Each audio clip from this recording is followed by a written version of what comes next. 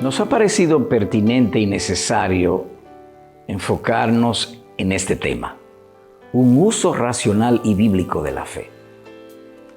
Y decimos pertinente por cuanto en no pocas ocasiones nos hemos encontrado con un hermano, un amigo, que alguien de la familia o cercano se ha enfermado, ha tenido una adversidad, un accidente y presurosamente dicen, Dios va a resolver.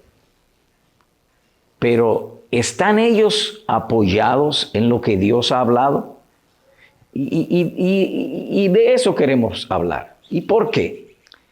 Porque las Santas Escrituras son un instrumento de salvación. Nos enseñan cómo hacer buen uso de la palabra de Dios de tal modo que no perdamos sus beneficios. Y el texto para considerarlo se encuentra en Hebreos capítulo 11, verso 11. Dice así la Escritura: por la fe Sara misma recibió fuerza para concebir, aún pasada ya la edad propicia, pues consideró fiel al que lo había prometido. Desglosemos de inmediatamente el texto y de entrada vemos una influencia. Por la fe Sara misma recibió fuerza para concebir. Una impotencia, pasada ya la edad propicia. Un pensamiento, consideró fiel al que lo había prometido. El texto dice que Sara, una mujer sin el período, sin la regla de la mujer, vieja, anciana, más de 90 años, mediante la fe recibió fuerza para tener un bebé, fuerza para concebir. Ahora, ¿cómo recibió ella fuerza? El texto dice de esta manera: consideró fiel al que lo había prometido. Eso significa entonces que la palabra de Dios, la Biblia, es el instrumento para recibir fuerza de Dios. Es el canal mediante el cual recibimos el poder y la fuerza de Dios a nuestro favor, se llama la fe. Ella apoyó su espera en lo que Dios había prometido. Por lo tanto, cuando tengamos una adversidad, procuremos ver qué las Escrituras, qué la palabra de Dios dice en ese sentido, para asegurarnos éxito. Evitemos pues la presunción. Evitémoslo. Esto a su vez significa o se enseña del pasaje que el poder de Dios estará a nuestro favor si su nombre es glorificado. ¿Cómo así? Sara consideró, y oye esta palabra, consideró, pensó, le dio mente, le dio cerebro. ¿Y qué ella consideró? Fiel al que lo había prometido.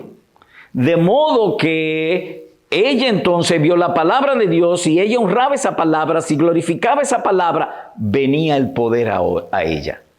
Por lo tanto, evitemos al máximo la presunción. Aun cuando tengamos enfermos, aun cuando tengamos problemas en la familia, en las amistades, tratemos de hablar siempre conforme a la voluntad de Dios. Porque puede haber ocasiones que Dios nos mande a amarle en medio de enfermedad y sufrimiento. Es a esto, amados hermanos, que llamamos vivir por fe. Vivimos, recibimos en fe. ¿Y qué es la fe? La confianza en la palabra de Dios. Eso a su vez indica que la humildad es el método divino, que se haga siempre según su voluntad. Ahora bien, si lo que vamos a pedir los encontramos en las Escrituras, entonces pedimos conforme a eso. Por ejemplo, David en uno de sus salmos dice: Señor, que mis maldades no me alcancen. Eso entonces significa que yo puedo orar en ese mismo sentido porque está escrito en la palabra. Finalmente, entonces, procuremos crecer en el conocimiento de la palabra de Dios, porque la fe viene por el oír y el oír su bendita palabra. Cualquier cosa que hagamos sin fe sería una gran pérdida. Así que al final nosotros volvemos a enfocarnos en el pasaje y rogamos a Dios que nos enseñe nos enseña a pedir siempre con fe. Sara recibió fuerza para concebir. ¿Y por qué? ¿Cómo? Porque consideró fiel al que lo había prometido. Concluimos con una oración. Señor, enséñanos tu palabra. Haznos crecer en el conocimiento de tu palabra y aumenta nuestra fe.